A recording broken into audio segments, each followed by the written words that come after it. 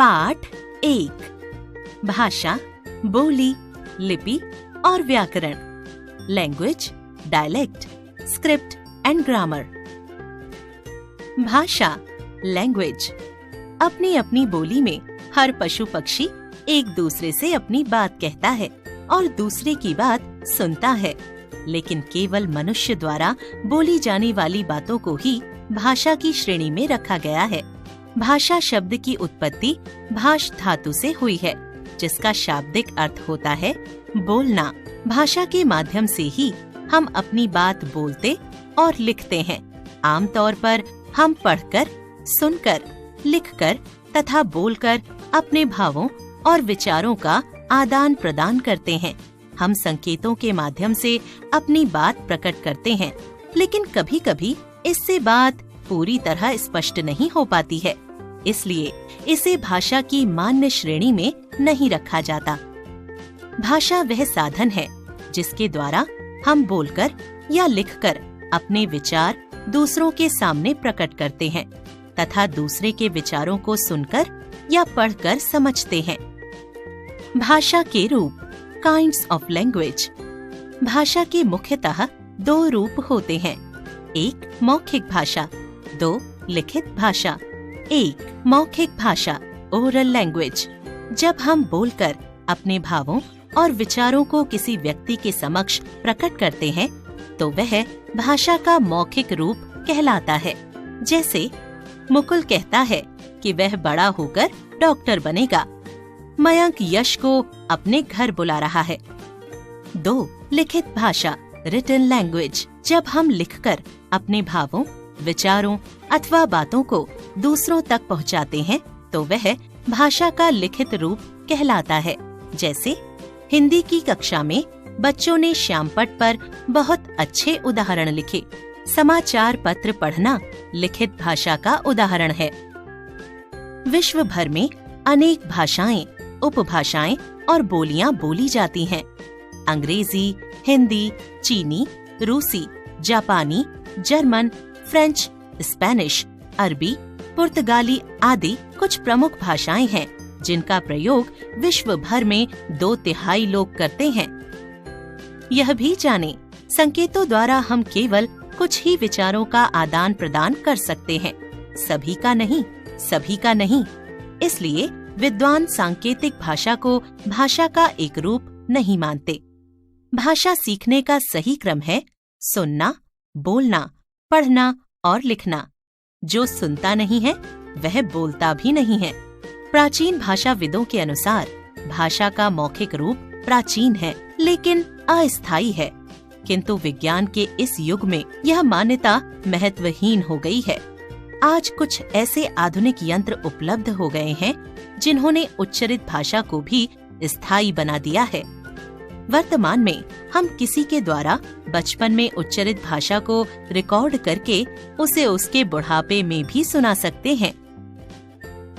भारतीय भाषाएं, Indian languages. भारतीय संविधान की 8वीं अनुसूची में मान्यता प्राप्त भाषाओं के रूप में हिंदी, पंजाबी, गुजराती, मराठी, तेलुगु, ओडिया, तमिल, बंगला, असमिया, कश्मीरी, कन्नड़, उर्दू, मलयालम, संस्कृत, मणिपुरी, सिंधी, नेपाली, कोंकणी, बोडो, डोगरी, संथाली और मैथिली सहित 22 भाषाओं को स्वीकृति दी गई है। 14 सितंबर 1949 ईस्वी को हिंदी को राजभाषा के रूप में मान्यता प्राप्त हुई। 14 सितंबर 1949 ईस्वी को हिंदी को राजभाषा के रूप में मान्यता प्राप्त हुई। भारतीय संविधान के अनुच्छेद 343 के तहत हिंदी भारत की राजभाषा है।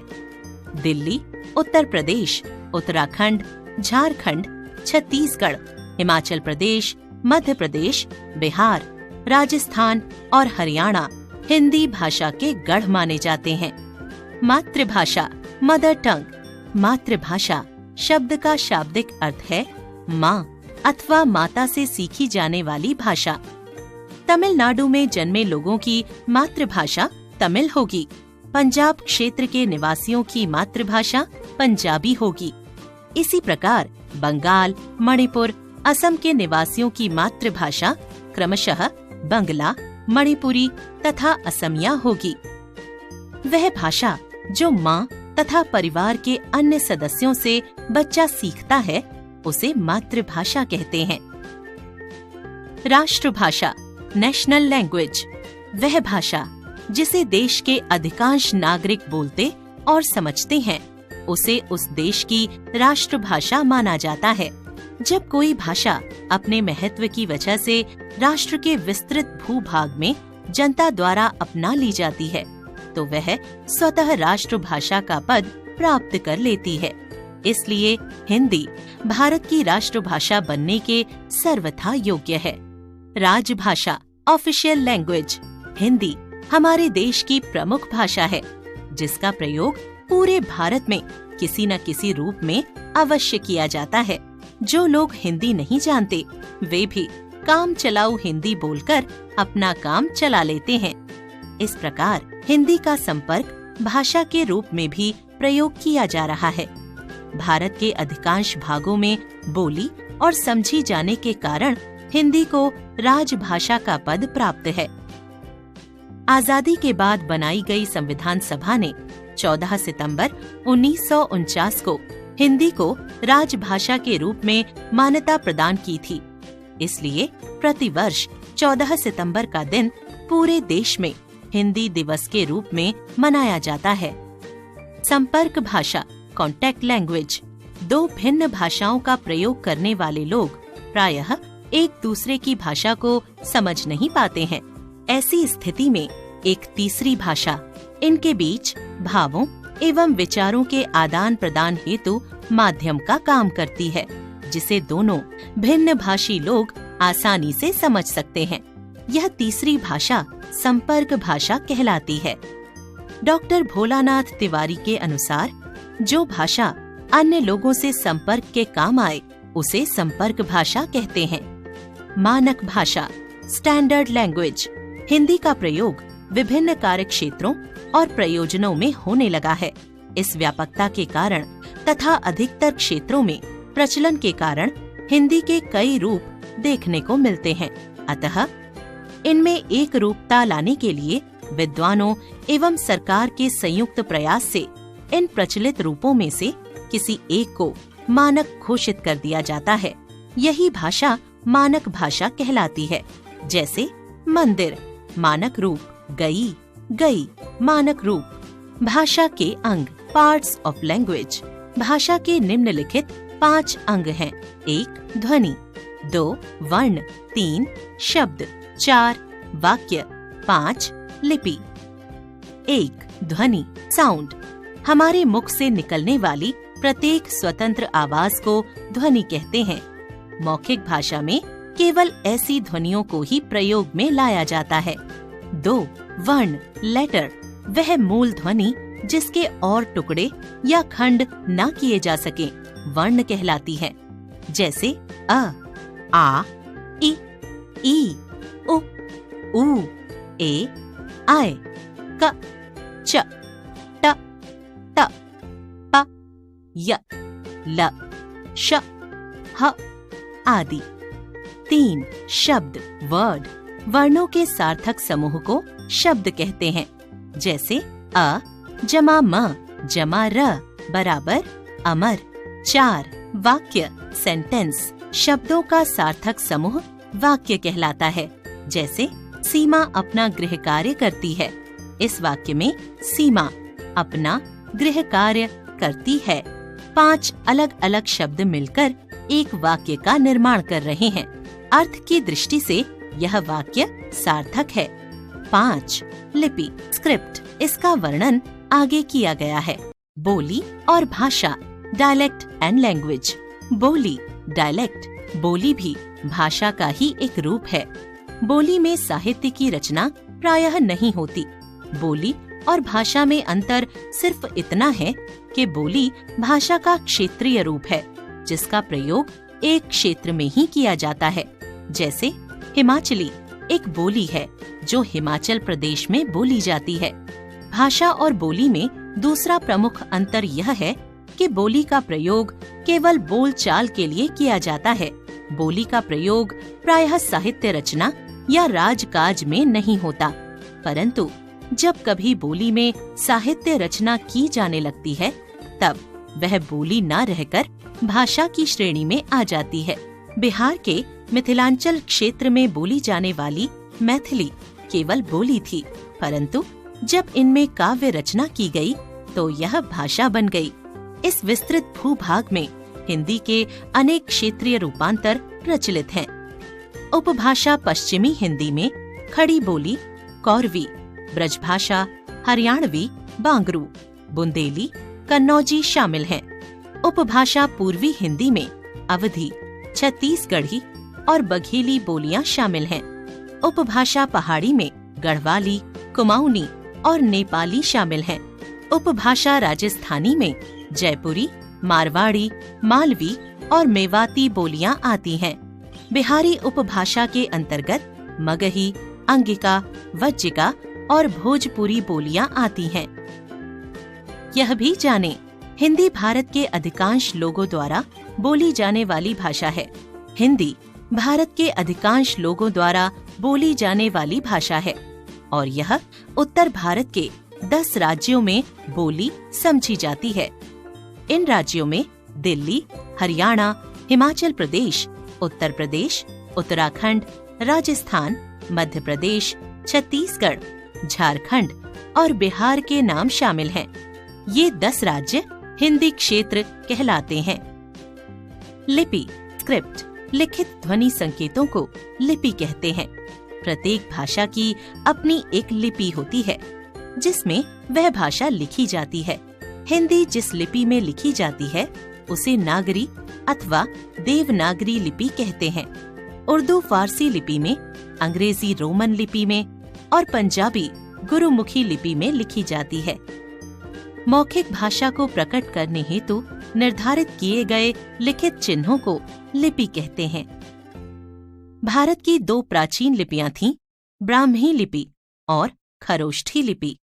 देवनागरी लिपि का विकास ब्राह्मी लिपि से ही हुआ है। देवनागरी लिपि का प्रयोग हिंदी, मराठी, नेपाली भाषाओं के लेखन में होता है। इसके अतिरिक्त संस्कृत, प्राकृत और अपभ्रंश भाषाएं भी देवनागरी लिपि में ही लिखी जाती हैं। देवनागरी लिपि रोमन एवं फारसी की तुलना में अधिक वैज्ञानिक है। इस लिपि में दोष न्यूनतम तथा गुण अधिक हैं। भाषा, लिपि, संस्कृत देवनागरी, हिंदी देवनागरी, तमिल तमिल, मैथिली देवनागरी, अंग्रेजी Roman, French Roman, German Roman, Urdu Farsi, Santhali Devanagari, Kannada Kannada, Spanish Roman, Punjabi Gurmukhi, Urdu Farsi, Marathi Devanagari, Telugu Telugu, Marathi Devanagari, Nepali Devanagari, Malayalam Malayalam, Konkani Devanagari, Asamiya Asamiya, Odia Odia, Italian Roman. साहित्य, लिटरेचर 1.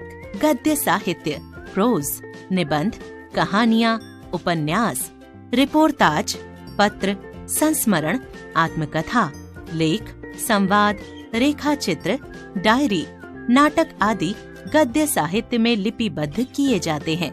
2. पद्य साहित्य, पोएट्री। जब विद्वान लोग अपनी बात कविता के माध्यम से कहते हैं तो साहित्य का यह रूप पद्य साहित्य कहलाता है।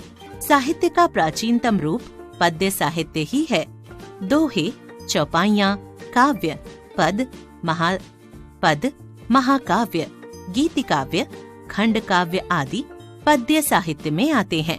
उदाहरण, करत करत अभ्यास ते जड़मति होत सुजान, रसरी आवत जात ते सिल पर पड़त निशान। यह भी जाने, किसी भाषा का वैज्ञानिक अध्ययन करने तथा उसके आंतरिक रूप को समझने के लिए उसकी मूल भाषा का पूर्ण ज्ञान होना आवश्यक है। प्राचीन भारत में खरोष्ठी और ब्राह्मी 2 लिपियां प्रचलित थीं। खरोष्ठी लिपि दाएं से बाएं लिखी जाती थी और ब्राह्मी लिपि बाएं से दाएं। प्राचीन भारत में खरोष्ठी लिपि का चलन कम होने के कारण यह शीघ्र ही लुप्त हो गई। कई एशियाई लिपियों का विकास ब्राह्मी लिपि से हुआ है, जैसे देवनागरी लिपि, बांग्ला लिपि, गुरुमुखी लिपि, रंजना लिपि, कोरियाली लिपि, थाई लिपि, खमेर लिपि आदि। बोली किसी लिपि का सहारा पाकर लिखित रूप धारण करती है। बोली किसी लिपि का सहारा पाकर लिखित रूप धारण करती है तो वह भाषा बन जाती है। अवधी, मैथिली अब भाषा बन चुकी हैं। व्याकरण, ग्रामर। हमारे देश में व्याकरण के अध्ययन की परंपरा काफी प्राचीन रही है।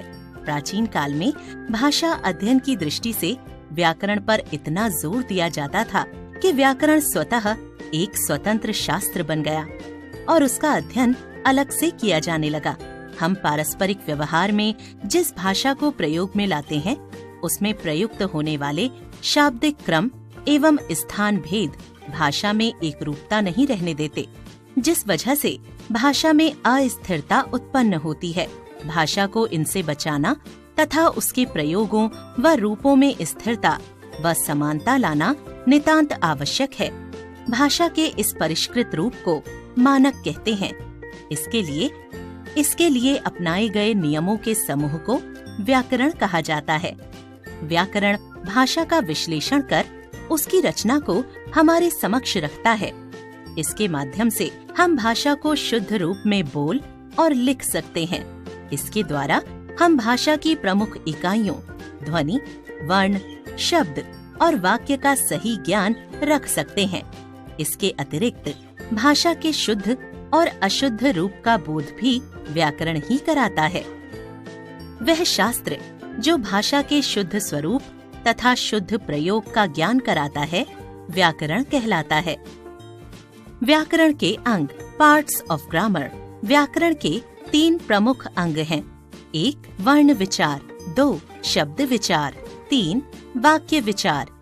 1 वर्ण विचार, फोनोलॉजी, जहाँ पर वर्णों के स्वरूप, उच्चारण, वर्गीकरण और उनके संधि एवं संयोग के नियमों का अध्ययन किया जाता है, वह वर्ण विचार कहलाता है।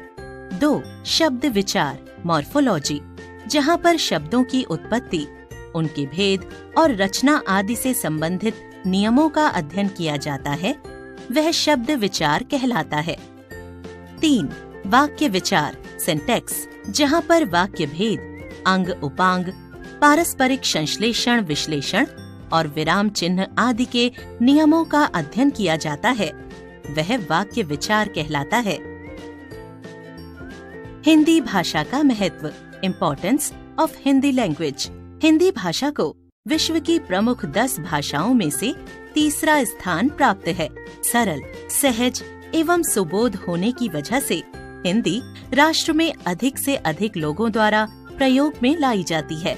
अपना मानक रूप होने के कारण यह लोकप्रिय भाषा का रूप ले चुकी है।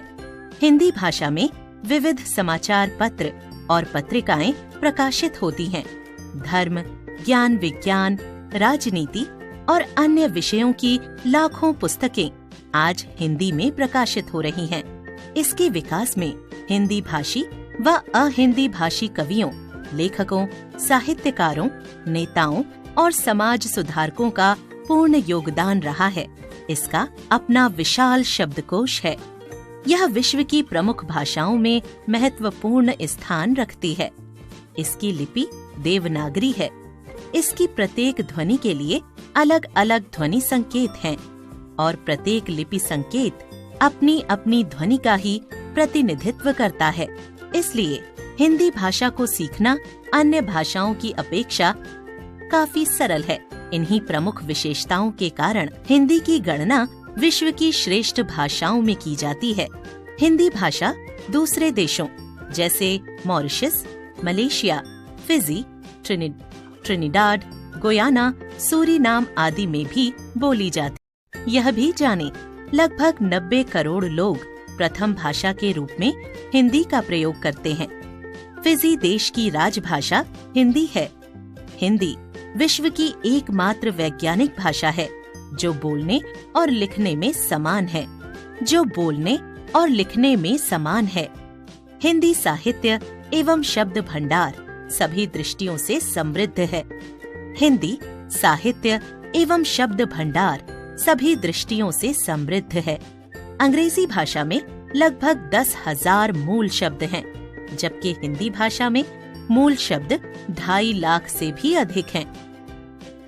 आपने जाना, भाषा वह साधन है जिसके द्वारा मनुष्य अपने विचारों और भावों का आदान प्रदान करता है। भाषा के 2 मुख्य रूप होते हैं, लिखित और मौखिक। भारतीय संविधान द्वारा 22 भाषाओं को मान्यता प्रदान की गई है। जिस भाषा को व्यक्ति अपने परिवार में सहज रूप से ग्रहण करता है, उसे मातृभाषा कहते हैं। राजभाषा में राजकीय कार्य किए जाते हैं। भारत की राजभाषा हिंदी है। 2 भिन्न भाषा भाषी व्यक्तियों के मध्य आपसी संपर्क के लिए प्रयुक्त होने वाली भाषा संपर्क भाषा कहलाती है। विद्वानों और भाषाविदों द्वारा स्वीकृत और मानकीकृत भाषा को मानक भाषा कहा जाता है। भाषा का सीमित एवं क्षेत्रीय रूप बोली कहलाता है। उच्चरित ध्वनियों का लिखित रूप लिपि कहलाता है। व्याकरण वह शास्त्र है जिसमें भाषा का विश्लेषण और उसके शुद्ध रूप एवं प्रयोग का निरूपण होता है। व्याकरण के प्रमुखतः 3 अंग हैं: वर्ण विचार, शब्द विचार और वाक्य विचार।